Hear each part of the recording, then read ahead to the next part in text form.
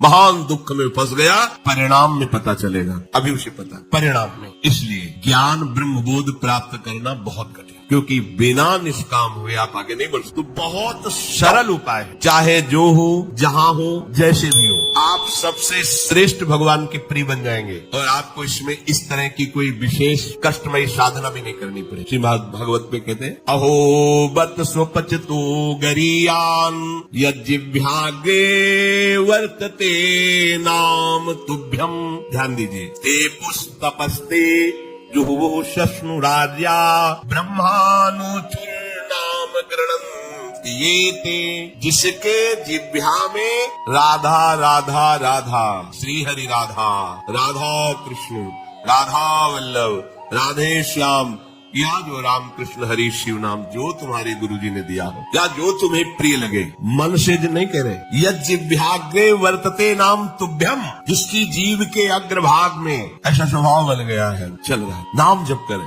बोले अहो बत स्वपच तो गरीयान, यद्यपि वो स्वपच है फिर भी गरीयान वो सबसे श्रेष्ठ है। हरिराम व्यास जी ने कहा कि वेदास जी की चरण धूल के सामने करोड़ों ब्राह्मण नहीं, क्योंकि उनकी जिह्वा पे निरंतर हरि का नाम विरा। इसीलिए यहाँ ब्रजवासी सब ब्रह्मा से भी परम पवित्र और श्रेष्ठ माने गए। व्यास मिठाई विप्र की तामे लगे आग, वृंदावन की स्वपच की जूठन खे मान। ये बड़े मस्त है ब्रजवास। प्रातः काल एक बार मंगला करके श्री जी की जा रहे थे, तो एक माई के लिया में कूड़ा करकट मस्ती बिहारी जी के पद गाय जपे जा राधा राधा नाम, बसे जा श्री वृंदावन धाम, मिलेंगे कुंज बिहारी ओढ़ के कांवर। लिया कूड़ा के लिए रोका और कुछ बेट चरणों में प्रणाम। ये है हमारे वृंदावन है, जिनकी जिह्वा में बिहारी बिहारीन जी का जस बसा हुआ है। परम पावन श्रीधाम वृंदावन की परिचर्या मिले तो व्यास मिठाई विप्र की तामे लगे आग, वृंदावन के स्वपच की जूठन खाइए मांग, क्योंकि ये हरि प्रेम प्रदान। किसी की सामर्थ्य नहीं कि संतों के माथे पे हाथ रखे। एक ब्रजवासी का छोरा छोटा सा हो, उसके पैर चल कोई भी हो ऐसे लबा के हाथ जा बाबा, और उसको जब प्रणाम किया ना मेरा लाडली जी हृदय निहाल हो गए। ये आशीर्वाद कौन दे सकते? देखो बरसाली के गोसाई पे चरण छुओ, सीधे लाडली जी से हाथ करके बात करते हैं। लाडली जी, आपको विश्वास नहीं, अगर विश्वास कर लो तो लाडली जी उनके करकमल से सेवित है, वो जो कह रहे हैं वही लाडली जो करेंगी। भोरी सरकार है, पर हमें मनिलता मन की होने के कारण इन सब भावों पर विश्वास नहीं रहे। कह रहे कोई भी तपस्वी उसकी समानता नहीं कर सकता। जिसकी जिह्वा के अग्रभाग पर है, उसने सारी तपस्याएं कर ली, सारे तीर्थ स्नान कर लिए, भागने की जरूरत नहीं, राधा राधा बोलो। सारे तीर्थ स्नानों का फल तुम्हें उसी क्षण मिल जाएगा। तुम्हारी जिह्वा के अग्रभाग पर श्री हरि का नाम, प्रियाजू का नाम। सारे वेदों का अध्ययन कर लिया, उसे कुछ अध्ययन करने की जरूरत नहीं है। जो बड़ी बड़ी तपस्याओं से, तीर्थयाटन से, वेदाध्ययन से, यज्ञ आदि से गति मिलना दुर्लभ है, वो तुम्हें नाम से प्राप्त। कौन हो, कहाँ हो, कैसे हो, कोई प्रश्न नहीं। जैसे हो, जिस परिस्थिति में, जिस विषय में फंसे हो, वहीं से तुम्हें नाम उठा के महात्मा बना देगा, तुम्हें धनवान बना देगा, यशस्वी बना देगा। तुम हम तेज से संपन्न हो जाओगे। नाम का तेज, भगवान नाम का तेज है, प्रताप है भगवान नाम का। एक बार नाम आप बसा के तो देखो हृदय में, जोर से आलाप लोगे नाम का, प्रकृति का परिवर्तन हो जाए। अरे स्वामी का नाम है, सुमीर पवन सुत पावन नामू अपने बस करी राखे। जपहि नाम जन आरत धारी, मिटहि कुसंकट होय सुखारी। इदम ही पुंसस् तपसः श्रुतस्य वा सृष्टस्य सूक्तस्य च बुद्धिदत्तयोः अविच्युतोऽर्थः कविभिर् निरूपितो यदुत्तम श्लोक गुणानुवर्णनम। बड़े बड़े वेदनिष्ठ ब्रह्म ऋषियों ने निश्चय किया है कि भगवान के नाम का निरंतर जप, गुण कीर्तन, इससे बड़ा कोई तप नहीं, कोई वेदाध्ययन नहीं, कोई यज्ञ नहीं, कोई ज्ञान या कोई दान इससे बढ़कर के नहीं। बस प्रभु के नाम में तुम्हारी प्रीति हो जाए। कलिम सभाजयन्त्यार्या गुणज्ञाः सारभागिनः यत्र संकीर्तने नैव सर्वः स्वार्थो भी लप्यते न हृतः परमो लाभो देहिनाम भ्राम्यतामिहि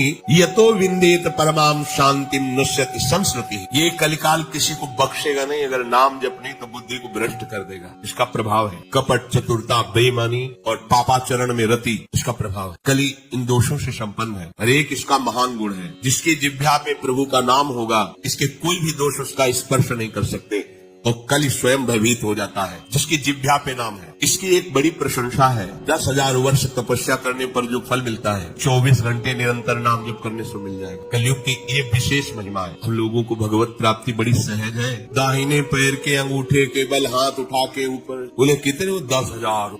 10 सेकंड नहीं खड़े हो सकते। नहीं, दाहिने पैर के अंगूठे के बल हाथ उठा के 10 सेकंड नहीं खड़े हो सकते। और वो अवश्य भगवान की प्राप्ति की बात नहीं कही गई है। वो अलग अलग कामनाओं की अलग अलग 24 घंटे नाम कीर्तन करने से वो फल प्राप्त हो जो उनको 10,000 वर्ष ऐसे करने से। कलयुग का बड़ा प्रताप। जो तुम स्वार्थ की पूर्ति चाहते हो या परमार्थ की पूर्ति चाहते हो या तुम रोग का नाश चाहते हो, तो एकमात्र उपाय है भगवान के नाम का निरंतर। निरंतर शब्द में बड़ी कठिनता है। महात्मा जन इसी का प्रयास करते हैं। अव्यावृत भजना ये सिद्ध अवस्था है। निरंतर भजन आपसे निरंतर ना हो तो थोड़ी थोड़ी देर में स्मरण करने का अभ्यास बना लीजिए। एक बार सत्संग में अगर 5 मिनट में एक बार राधा बोल दो, हर 5 मिनट में एक बार राधा बोलना है। राधा 5 मिनट फुर्सत करो, चिंतन या कार्य जो करे, पर 6वां मिनट न लगने पावे फिर राधा। एक दिन आप देखना निरंतर नाम चलने लगे। इससे विषयों के प्रति जो आसक्ति है वो एक बार तो बढ़ेगी। होम्योपैथिक दवा जैसे रोग एक बार उभरेगा, आपको लगे वो बढ़ती नहीं है, अंदर छुपी हुई निकलती। ध्यान से सुनोगे तो प्रश्न खत्म हो जाएंगे। अपने लोगों के प्रश्न रहते हैं, जब भजन में बैठते हैं तो बड़ा मन चंचल होता है, बड़ी गंदी बातें आती है, ये वो। हम भी कह रहे हैं जब आप नाम जपना शुरू करोगे तो पहले आपको जलन होगी, आपके अंदर ये विकार दिखाई देंगे, पर ये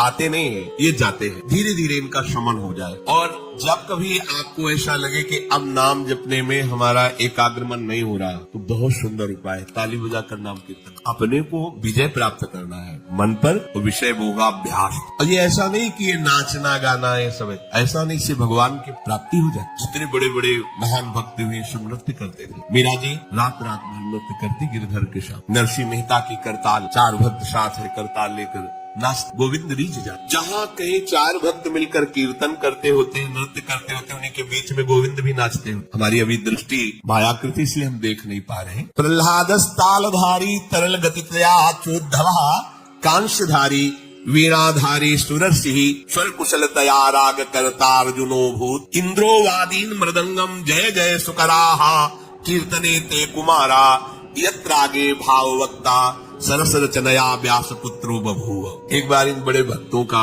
मिलन हुआ। श्री प्रहलाद जी, उद्धव जी, नारद जी, सनक सनंदन जी, सुखदेव जी। अब इतने बड़े महापुरुष एकत्रित हुए तो भगवान को बुलाया जाए। प्रगट बोले एक ही उपाय है, मद भक्ता यत्र गायंती तत्तिष्ठाम। नारद जी ने कहा भगवान वहीं आ जाते। तो श्री प्रहलाद जी ने ताल देना पड़ा। ये भगवान को बहुत प्रिय है। अगर आपको कोई संगीत नहीं आता तो भगवान का प्रिय संगीत है राधा राधा राधा राधा राधा। ना किसी की जरूरत है और ना किसी के सहयोग की। नहीं भाई, ढोलक हारमोनिया अगर नहीं बजा लेते, कोई राग ले, हम कह रहे कोई राग ले, राधा राधा राधा राधा ताल की, ये हमारा ताल बज रहा है। ये बहुत ही काम की बात है। आप मान लीजिए आपको मन लगाने के लिए बहुत बढ़िया उपाय और भगवत प्रसन्नता का बहुत बढ़िया उपाय। जहाँ आपका मन न लगे शुरू आप देखना मन लग जाएगा। उद्धव जी ने मंजीरा उठाया। अब मंजीरा सब कोई न बजा पाए तो ऐसे ही उसको राधा राधा राधा जय जय राधा वल्लभ श्री हरिवंश राधा वल्लभ से वो आ जाएगा बजाना। हम ये देख रहे हैं कि प्रभु समस्त कलाओं से युक्त है और आप उनका गुणगान करो तो सीख जाएंगे। इतनी बड़ी बच्ची है, स्कूल ही नहीं गई, पूरी चतुरासी की कंठस्थ सुधा निधि। आश्चर्य है, सुधा निधि के श्लोक बोलने में व्याकरण पढ़े हुए भी लड़खड़ा जाएंगे। ककहरा नहीं पढ़े, गई नहीं स्कूल। ये सर्वाश्चर्य में सकल विद्या विदित रहस्य श्री हरिवंश हित। हमारी स्वामिनी सकल विद्या विदित है, आश्रय निर्मल हृदय ने लिया, वाणी प्रकाश श्री चतुरासी जी कंठ। हम तो आश्चर्य, पर सर्वाश्चर्य में स्वामिनी जी। इसलिए क्या नहीं आपको ज्ञान हो जाएगा, आपको क्या पता नहीं चल जाएगा। जब प्रभु को पता चल गया तो सब उन्हीं में समाये हुए सब ज्ञान आ जाएंगे। श्री उद्धव जी ने मंजीरा उठाया और नारद जी का प्रसिद्ध वाद्य यंत्र तो वीणा जी है ही, और अर्जुन जी राग आलापने लगे। इंद्र ने मृदंग बजाना शुरू किया। सनक सनंदन बीच बीच में जय हो। ये कोई हंसी मजाक नहीं, जैसे कीर्तन में आप लोग बोलते हैं जय हो जय हो जय हो, आप बोलते ना, ये साधारण बात नहीं है। भगवान बहुत प्रसन्न होते इससे। बोले ये सनक सनंदन सनातन सनत कुमार बीच में नाम कीर्तन में जय ध्वनि बोलने लगे, जय हो जय हो। और सुखदेव जी भाव भंगियां प्रकट करने लगे। जी ही एक कीर्तन और नृत्य हुआ तो बीच में देखा प्रभु प्रकाश। तासा मावीर भूत छोरी स्मयमान मुखान पीताम्बर धरा सर्वी साक्षान मत और वो भी कोई खड़े नहीं हुए, वो भी तो नटवर नागर है, सकल कलाओं में प्रवीण। तो प्रभु नृत्य कर रहे हैं, भक्त जन आसपास मृदंग में। कैसा आनंद! ये जो आनंद आपको आता है, तो आनंद कौन है जानते हो? श्री कृष्ण। सच्चिदानंद रूपाय, उनका रूप क्या है? आनंद। आपके हृदय में उमगल, सबके हृदय में भगवान आ रहे हैं। प्रभु ने हमारा अनुभव नहीं हो रहा, मलिन यंत्र है, यही करते रहो। थोड़ा आनंद आया ना, अब पूरा आनंद आ जाएगा। और जिस दिन पूरा आनंद आया, उस दिन से फिर तुम्हें कोई घसीट नहीं पाएगा माया का जो आकर्षण है। भगवत आदि पुरुषस्य नारायणस्य नामोच्चारण मात्रे निर्धूत कलिर्भवति। जो प्रभु श्री हरि का नाम उच्चारण मात्र करता रहता है, कोई भी कलयुग का दोष उसके अंदर। कलयुग बड़ा सूक्ष्म विषय है। देखो, गर्भ में ही जिनको भगवान का साक्षात्कार हो गया था, वो परीक्षित महाराज। देखा कि एक जो शूद्रवत आचरण करने वाला पैर से मार रहा, दंडों से मार रहा है, बीच बीच में लात। ये ध्यान रखो, किसी को भी पैर से क्षम्य श्री भगवान है। कभी ऐसा दंड विधान किसी के लिए जैसा, पर ऐसे सहज में किसी को अपने पैर न लगे। अपने लोगों का परमार्थ है ना, कोई अगर लेटा हुआ है तो उसे नांगने की जरूरत नहीं, घूम के भले चले जाओ, जिससे प्रार्थना करो कि आप पैर हट। ये ऐसे किसी को नांगना, किसी के पैर मारना, ये सब गंदे आचरणों में आता है। भक्तों के द्वारा ऐसा नहीं होता। हमें तो आश्चर्य हुआ, पूज्य श्री चंद्रशेखर बाबा के एक जो अंग सेवी थे, उन्होंने बताया कि बाबा का श्री चरण एक बार हमारी पादुका को छू गया, तो बाबा पादुका को ऐसे हम कहा, अरे बाबा हम मर गए, ये क्या हमारी पादुका? बोले तुम थोड़ी हो, तुम तो हरि के शरणागत वैष्णव हो गए। अब वैष्णव की पादुका पूज्य होती है, उसमें पैर कैसे? बाबा के शिष्य है और बाबा उनकी पादुका को, ये है भाव, वैष्णव भाव, ये भगवत भाव। हम गुरु हैं, चेले का तो ऐसा नहीं, पूज्य हो गया, वो भगवान का दास हो गया। हम तो पोस्टमैन है, हमें जो मिला वो इधर दे दिया, लेकिन वो वही है, उसको उसी भाव से देखे कि भगवान का निज जन, भगवान का भक्त है। लात से मार रहा था, डंडों से मारा, तो रुक जा, हमारे राज्य में कोई हमारे ऐसे धर्मयुक्त पशुओं को दंड दे और मेरा भय न हो, ऐसा कौन पैदा हो गया? नजदीक गए तो जब देखा कलयुग ने कि ये तो प्रचंड काल रूप है, भगवत भक्ति से संपन्न, तुरंत उसने आग उतारी चरणों, महाराज रक्षा कीजिए। और मुझे भगवान ने ही सेवा दी, अब मेरा समय आ गया, अब मैं राज्य करूंगा। तेरा कलयुग, जी हाँ। देखो उसका परिचय कहाँ से हुआ? धर्माचरण से। तो उनका जब तक मैं जीवित हूँ तब तक तेरा राज्य नहीं आने, तुम्हारी प्रजा में अधर्माचरण फैले होगा, आपको कुछ न कुछ तो स्थान देना ही होगा कि आप ठीक मदिरालय और जो मदिरा सेवन, और जहाँ शरीर को बेचा जाता हो, भ्रष्ट आचरण किए जाते हो, जहाँ जुआ खेला जाता हो, द्वैत कीड़ा, मद्यपान करना, व्यभिचार करना। व्यभिचार उसे ही कहते हैं जो धर्म से रहित काम संभव होता है, जो अपनी एक पत्नी व्रत रहकर भगवान की भावना से संतानोत्पत्ति की क्रिया, उसे व्यभिचार नहीं कहते, वो दोष युक्त नहीं, गृहस्थ धर्म के अंतर्गत है। लेकिन जो अन्य ऐसी भावना, कलयुग को आदेश दिया कि आप रह सकते हो, जो मदिरा पीता है, जो भ्रष्टाचरण करता है और जो मांस खाता है और जो देव कीड़ा करता है, आप क्योंकि वहां कोई ऐसा करता ही नहीं, यहाँ रह सकते। उनका महाराज आपने सब गंदे गंदे स्थान तो दे दिए, थोड़ा तो सांस लेने की जगह दो। उनका ठीक, अधर्म से कमाया हुआ स्वर्ग, कुछ तक वो खुश हो गए। हाँ ठीक है महाराज, आपकी आज्ञा के विरुद्ध बिल्कुल नहीं चलूंगा। चले, जरासंध का जब वध हुआ था तो उसका मुकुट जो था विजय में, तो भीम ने ही तो भगवान की प्रेरणा, तो अब ये उन्हीं के तो वंश में है ना। धरते ही शिकार की वृत्ति जागृत हुई, जंगल में गए, शिकार तो मिला नहीं, प्यास से व्याकुल हो गए। एक महात्मा समाधि में बैठे हुए थे, उनके आश्रम में प्रवेश किया। महात्माओं के आश्रम में प्रवेश करने की मर्यादा होती, पाग, अस्त्र शस्त्र, अपना पद का भाव ये बाहर ही रख, क्योंकि यहाँ सर्व लोक महेश्वर भगवान के चिंतन में लगे हुए हैं और विश्वास रखे कभी अमंगल नहीं हो सकता। तुम्हारे अंग रक्षक तुम्हारी रक्षा नहीं कर सकते जैसा भगवान नाम रक्षा करता है। तो भगवान नाम का वहाँ सुरक्षा कवच होता है, जहाँ भगवत प्रेमी महात्मा होते हैं। इसलिए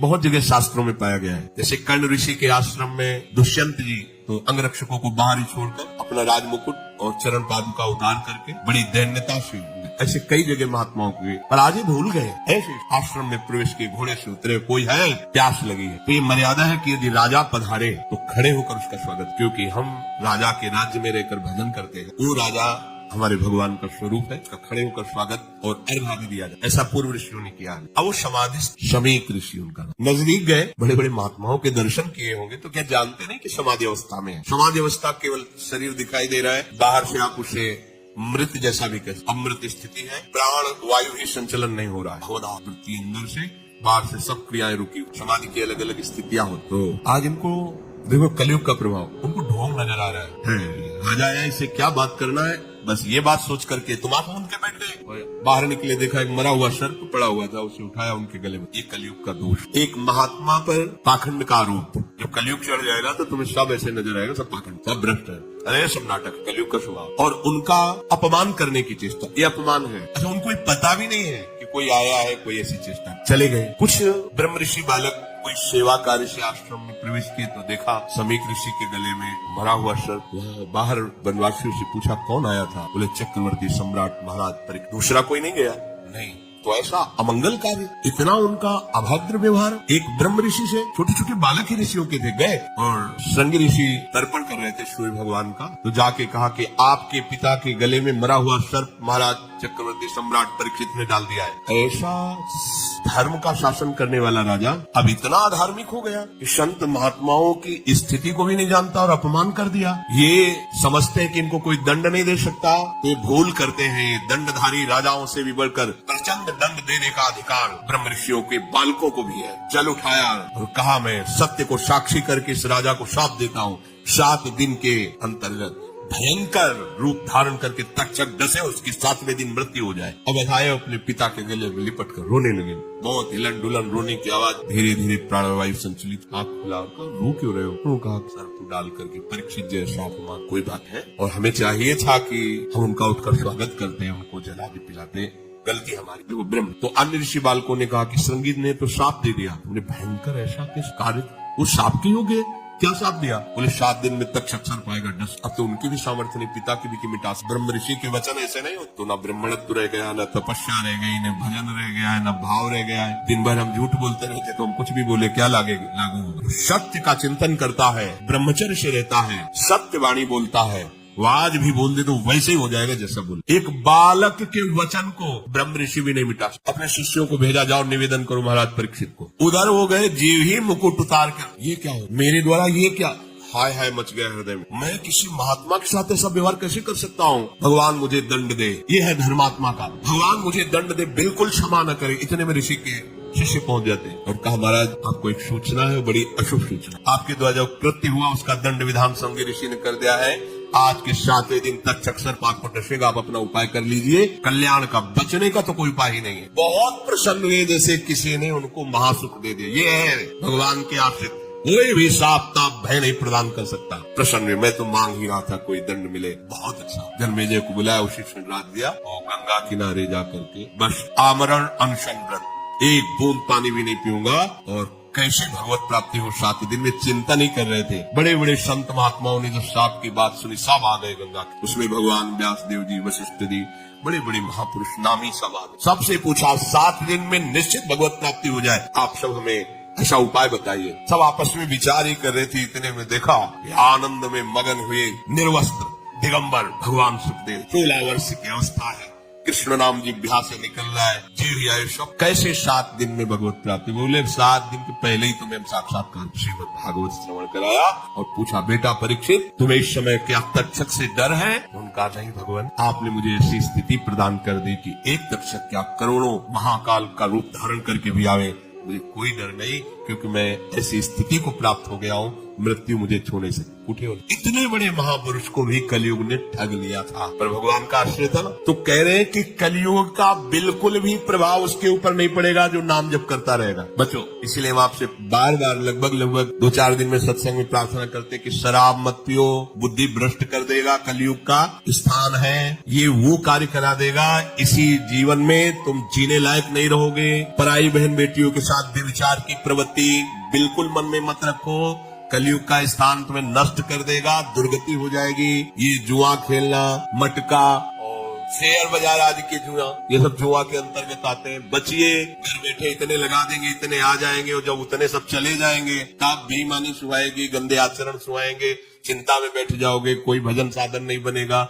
मेहनत करो, धर्म से कमाओ, मांस मत खाइए, कलयुग का निवास स्थान है, मांस खाओगे बुद्धि भ्रष्ट हो जाएगी, कलयुग तुम्हारी बुद्धि भ्रष्ट कर देगा। किसी के धन की चोरी मत कीजिए, संपत्ति का किसी भी तरह से अगर चोरी से लाए तो परिवार को नष्ट करने वाली चेष्टा हो जाएगी। अपने हाथ से अपने परिवार को नष्ट कर दोगे, देख लेना। ऐसी बुद्धि भ्रष्ट होगी कि जो तुम्हारे परिवार को ही तुम्हारे आचरण दुखदायी बन जाएंगे, जिनके सुख के लिए तुमने चोरी की थी। ये कलयुग के स्थान है। अगर कलयुग के प्रभाव से बचना है, निर्धूत कलिर्भवति, बोले भगवद आदि पुरुषस्य नारायणस्य नामोच्चारण मात्रेण। नाम बहुत बढ़िया अंग रक्षक है। कोई भी आपको दोष युक्त नहीं कर पाएगा यदि नाम चल रहा है। अगर हमारे दोष जमा है, देखो हम बार बार प्रश्न करते हैं, हमें सुख मिले, हमारी विपत्ति कैसे हटे, हम चाहते हैं कि ये काम बन जाए, वो काम क्यों नहीं बन रहा? क्योंकि तुम्हारे पाप जमा है। खुली बात, पाप ये दान पुण्य से नष्ट नहीं होंगे। दान पुण्य एक क्रिया है, शुभ क्रिया है, पुण्य क्रिया वो अलग जमा होगी। हमको एक ऐसी बात चाहिए जिससे पुण्य भी हो और पीछे के पाप नष्ट हो जाए। तो कह रहे वज्रम पाप मही वृताम भवद्रोदेकस्य सिद्धौषधम। पाप चाहे तुम्हारे पर्वत के समान हो, उनको विनाश करके तुम्हारे पुण्यों को बढ़ा देगा। पुण्यों को बढ़ा देगा पहाड़ जैसे, और पाप को मिटाकर धूल कर देगा। जैसे देवराज इंद्र जिस पर्वत पर प्रहार करे वज्र का, तो धूल बन के रह जाएगा, एक कण भी उसमें नहीं होगा। वज्र की ताकत है। तो बोले वज्रम पाप मही भृताम भवद्रोदेकस्य सिद्धौषधम मिथ्या ज्ञान निशावे विशाल तमसिगमांश बिंबोदय। तुम्हारे पाप पर्वत को चूर चूर करने के लिए वज्र के समान है कृष्ण नाम। तुम्हारे पुण्यों को बढ़ाकर पहाड़ जैसा कर देगा और पाप को बिल्कुल धूल के समान उड़ा देगा। पहाड़ के समान पाप जमा हो, क्या करो? बस कृष्ण कृष्ण, राधा राधा बोलो। इस भवरोग की रामबाण औषधि क्या?